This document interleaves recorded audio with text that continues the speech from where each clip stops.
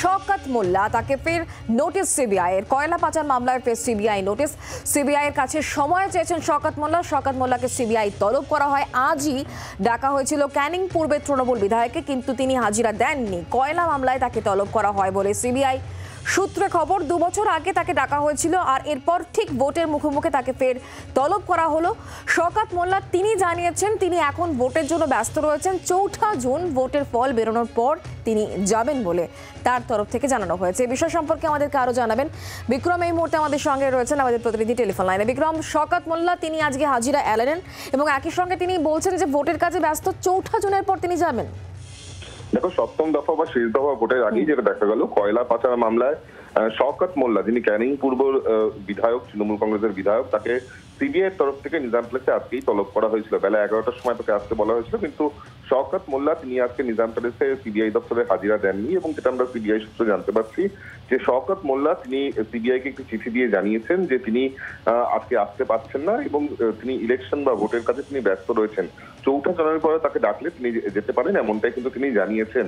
অপরদিকে সিবিআই সূত্রের খবর যে এর আগেও কিন্তু বছর 2 আগে এই কয়লা পাচার মামলাতেই শওকত মোল্লাকে তলব করা হয়েছিল সিবিআই তরফ থেকে এবং সেখানে তাকে জিজ্ঞাসাবাদও করা হয়েছিল। কিন্তু সেই জিজ্ঞাসাবাদে করার পরও তার বয়ানের সূত্র ধরে বা অন্যান্য অভিযুক্ত ব্যক্তি বা যারা সাক্ষীরা রয়েছেন তাদেরকে জিজ্ঞাসাবাদ করে যে সূত্র উঠে এসছে বা যে নথিপত্র বাজেয়াপ্ত হয়েছে, সেখান থেকে তারা মনে করছেন যে শওকত মোল্লাকে আবারও জিজ্ঞাসাবাদের প্রয়োজন রয়েছে এবং সেই কারণেই তাকে আজকে নোটিশ পাঠানো হয়েছিল।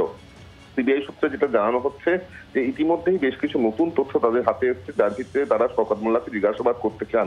অপরদিকে শওকত মোল্লাকে এই তলব করাকে কেন্দ্র করে ইতিমধ্যেই রাজনৈতিক টানাপোড়েন শুরু হয়েছে। বিশেষ করে তৃণমূল কংগ্রেসের সূত্রে যেটা বলা হচ্ছে যে মূলত একেবারে নির্বাচনের সময় 2 বছর ধরে তাকে ডাকা হলো না, 2 বছর পর তাকে ফের তলব করা হলো এবং যেই সময়ে মূলত নির্বাচন চলছে এবং শওকত মোল্লা যেখানকার বিধায়ক সেই কনস্টিটুয়েন্সিতেই কিন্তু নির্বাচন রয়েছে, তার আগে শওকত মোল্লাকে এইভাবে তলব করা তা কিন্তু রাজনৈতিক অভিসন্ধি, এমনটাই তৃণমূল কংগ্রেসের তরফ থেকে অভিযোগ করা হচ্ছে। পাল্টা যেটা বিজেপির তরফ থেকে বলা হচ্ছে যে আইনের পথে চলছে এবং তদন্তের স্বার্থে তাকে তিনি কেন হাজির হচ্ছেন না সেই নিয়ে কিন্তু বিজেপির তরফ থেকে প্রশ্ন তোলা হচ্ছে। ধন্যবাদ বিক্রম। ক্যানিং পূর্বে বিধায়ক শওকত মোল্লা তার নিজের বক্তব্য কি শোনাবো।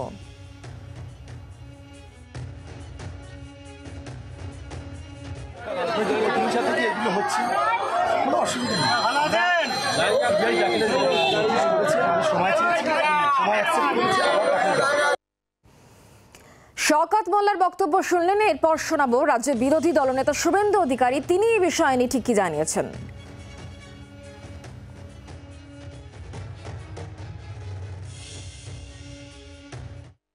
এখানকার সবচেয়ে বড় মাফিয়া, তোলাবাজ, গুন্ডা, খুনি শওকত মোল্লাকে সিবিআই নিমন্ত্রণপত্র পাঠিয়েছে আবার কয়লা কাণ্ডে। তিনি জানিয়েছেন যে তিনি ভোটের কাজে ব্যস্ত। আমি সিবিআইয়ের কাছে আবেদন করব যে আপনারা যাকে বারে বারে ডাকেন তিনি সিবিআইয়ের মতো অর্গানাইজেশনকে বুড়ো আঙুল দেখাচ্ছেন।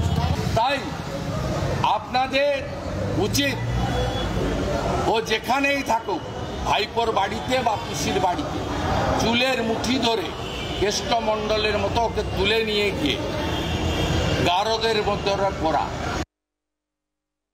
রাজ্যের বিরোধী দলনেতা শুভেন্দু অধিকারী বক্তব্য শুনলেন। আর শওকত মোল্লাকে এই তলবের প্রসঙ্গে মমতা বন্দ্যোপাধ্যায় তৃণমূল নেত্রী তার বক্তব্য কি শোনাবো।